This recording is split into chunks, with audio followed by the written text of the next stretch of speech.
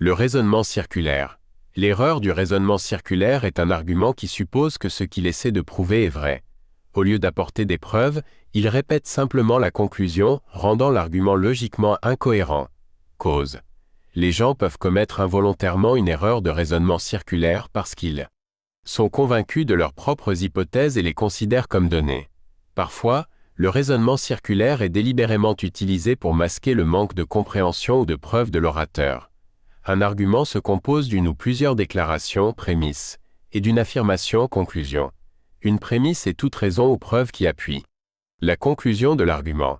Dans un bon argument, on dit qu'une conclusion découle de la prémisse. En d'autres termes, cela est étayé par les preuves présentées dans la prémisse.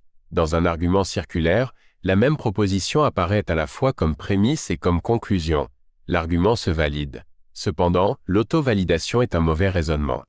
L'affirmation d'un argument doit être étayée par des preuves réelles.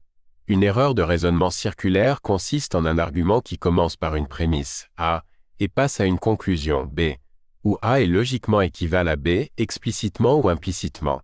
En d'autres termes, la prémisse et la conclusion reposent toutes deux sur la véracité de L. Autre, A est vrai, parce que B est vrai, parce que A est vrai. À la fin d'une erreur de raisonnement circulaire, l'argument aura bouclé la boucle, sans avoir réellement prouvé quoi que ce soit. Il utilisera le fait que A peut prouver B et vice-versa.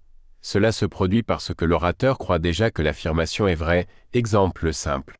Fait de supposer qu'une affirmation est vraie ne sert pas de preuve pour étayer cette affirmation.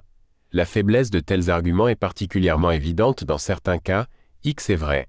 La preuve de cette affirmation est que X est vrai. Erreur de raisonnement circulaire dans la religion. Personne 1, Dieu doit exister. A. Personne 2. Comment? Le savez-vous? Personne 1, parce que c'est ce qui est dit dans la Bible. B. Personne 2, pourquoi devrais-je croire la Bible? Personne 1, parce que c'est l'œuvre divine de Dieu. C. Dans la structure argumentative ci-dessus, notez que les prémices dépendent les unes des autres pour leur validité. L'affirmation A est vraie à cause de B. L'affirmation B est vraie à cause de C. L'énoncé C est vrai à cause de A. Ceci est problématique car A est à la fois une raison soutenant l'argument et est elle-même soutenue par l'argument, formant un cercle. Le raisonnement circulaire est généralement, mais pas toujours, fallacieux.